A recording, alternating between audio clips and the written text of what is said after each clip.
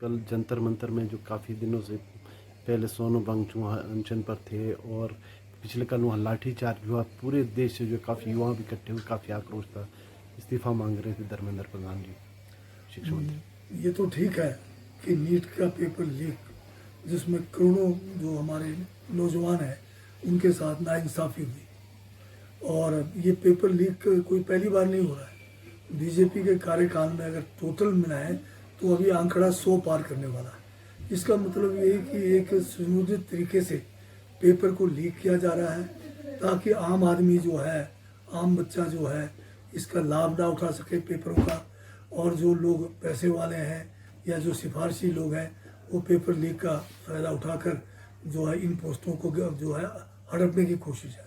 इसके रोष में देश के युवाओं ने जो है एक जंतर मंतर पे आक्रोश रैली और भूख हड़ताल का आयोजन किया, जिसमें सोनम वांगचुक इन्होंने मुख्य भूमिका इसमें निभाया है। अभिजीत जो है सीजेपी के जो लीडर बने हैं, उन्होंने भी विदेश से आकर हमें जो है यहाँ पर जागृत करने की कोशिश की है। आज एक छोटी सी चिंगारी के रूप में इसको हम देखते हैं, जो आज देश के अंदर लोकतंत्र और संविधान जो अब तकरीबन बिल्कुल कमज़ोर भी पड़ गया है, उसकी जो है लगता है कि बहुत बड़े खतरे में है। संविधान खतरे में है, लोकतंत्र खतरे में है, और जिस तरह से इन नौजवानों को इनके ऊपर जो ये शांतिपूर्वक तरीके से अपनी बात रख रहे थे, उनको जो है वहाँ पर लाठीचार्ज किया गया, बेरहमी से उनको पीटा गया। ये लोकतंत्र के लिए एक अच्छे लक्षण नहीं है। सर, बहुत लोकतंत्र की उस समय यही जो पार्टी आज केंद्र में सत्ता में है, इन्हीं का स्पॉन्सर था ना हजारे का, जो उस समय कोई करप्शन था ही नहीं। इतना हाइप किया कि बाद में इनके 12 साल में उन मुद्दों में से एक भी केस आज की तारीख में प्रूफ नहीं हुआ। सबके सब जो भ्रष्टाचार के आरोप लगे उसमें यूपीए गठबंधन की सरकार को, वो सब झूठे पाए।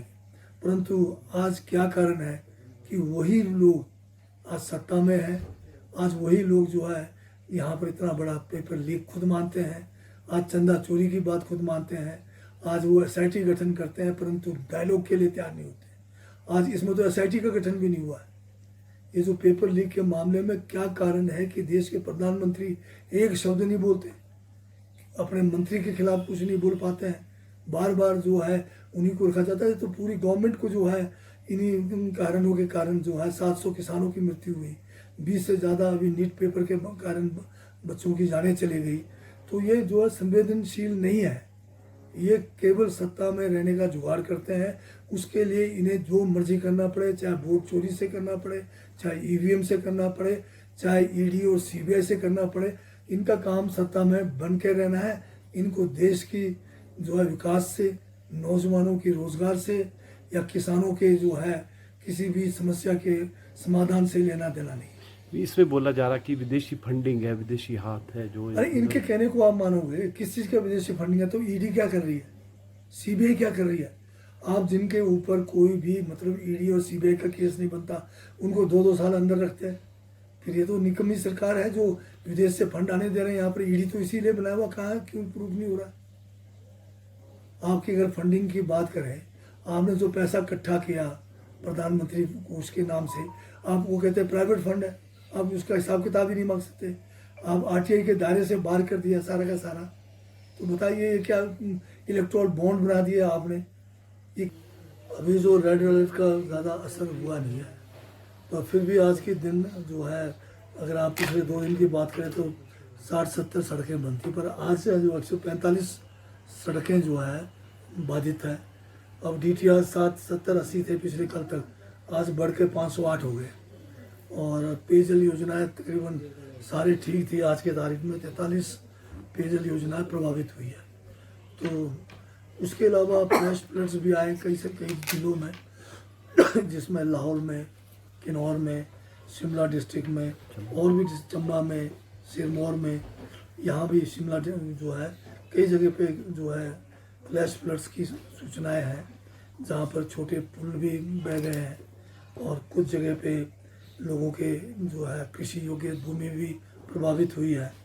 और क्लाउड बर्स्ट की घटना केवल एक जो है खंगसर जो है लाहौल के सब डिवीज़न में यहाँ पर हुआ, 2-3 बीघे ज़मीन ये जो आपके फूल गोभी की जो है नष्ट हुआ है।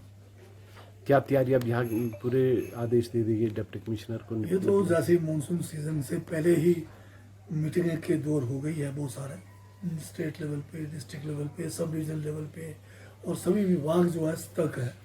जहाँ भी ज़रूरत पड़ेगी वहाँ पर PWD की मशीनरी भी तैयार है, जल शक्ति या हमारे बिजली बोर्ड के अधिकारी कर्मचारी जो है सतर्क है। कैजुअलिटी कितनी हुई है? अभी जुलाई के महीने में 66 लोगों की अभी तक विभिन्न एक्सीडेंट्स में या पत्थर लगने से या दुर्घटनाओं के कारण जानी गई है। पूरी तैयारी अगर कुछ रेड अलर्ट के बावजूद मतलब रेड अलर्ट के बावजूद भी, क्योंकि मानसून में अभी आप देख ही रहे हैं कि कई सालों से बहुत ज़्यादा प्राकृतिक आपदाएं हिमाचल में हो रही है, इसलिए सभी लोग भी खुद भी जो है सचेत हैं लोग, और कहीं कुछ ऐसी घटना घटती है तो तुरंत जो है हमारे जो अधिकारी कर्मचारी तो जाएंगे। मेरा लोगों से भी निवेदन है, आग्रह रहेगा आपके माध्यम से, वो भी बिना मतलब कोई समय गंवाए जो भी संभव हो मदद करें, लोगों को रेस्क्यू करें, ताकि कम से कम लोगों की जान माल का नुकसान हो। अब सरकार ने पंचायत लेवल पर भी ट्रेनिंग दे रही है, आपदा मित्र बना रही है।